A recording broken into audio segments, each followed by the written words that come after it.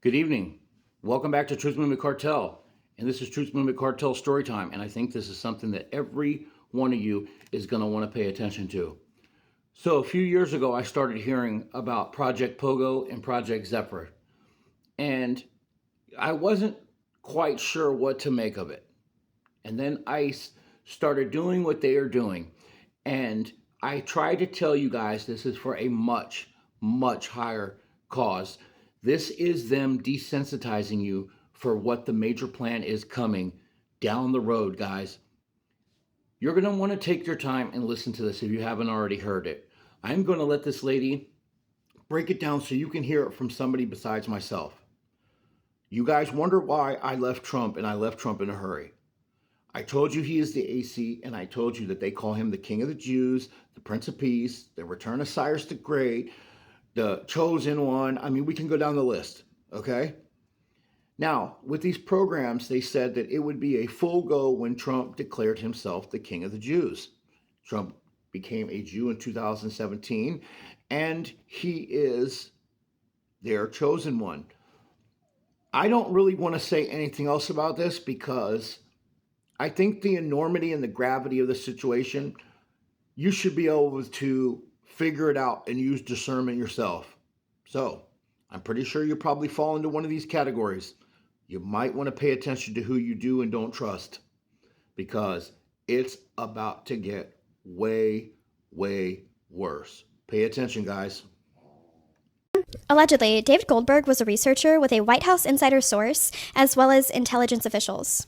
David was Jewish and Zionist and was horrified in 2019 after learning of Zionist plans through White House memos and other internal documents describing two projects, Project Pogo and Project Zephyr, a two-stage plan. For Pogo, they would utilize TTID, Tag, Track, and ID. They would use this for dissidents, nationalists, patriots, anyone who would pose a long-term threat. They used YouTube gatekeepers, like Alex Jones, to create a space for alternative thinkers. They were all agents paid to put out truthful information to tag, track, and identify the people who were watching and interacting, basically using alt media influencers as honeypots. They then created databases of Americans who were awake. Remember, Alex Jones, Andrew Tate, and Tucker Carlson all have CIA daddies. Their targets are anti-Zionists, anti-Semites, Christians discussing Synagogue of Satan, Muslims, any Goyim who won't conform, and anyone aware of and opposing Zionist world government plans. Project Zephyr, the second stage, the extermination. High-value targets will be taken out through kidnappings via a U.S.-based Israeli Defense Force, or ICE. The low-value targets would be taken out through viruses or other widely applicable means. At the time, they were working on COVID. Goldberg estimated the total number of dissidents to be around 15% of Americans, and that was in 2019.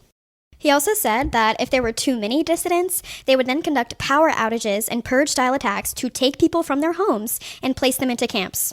He said that they might blame it on Iran, and false flags would probably take place to make the U.S. go to war with Iran in order to further Israel's Greater Israel Project.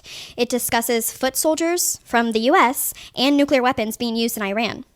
The memos also said that Donald Trump had converted to Judaism in 2017 and joined the Chabad Lubavitch Synagogue in New York and had been meeting with high-level rabbis in which these plans were discussed.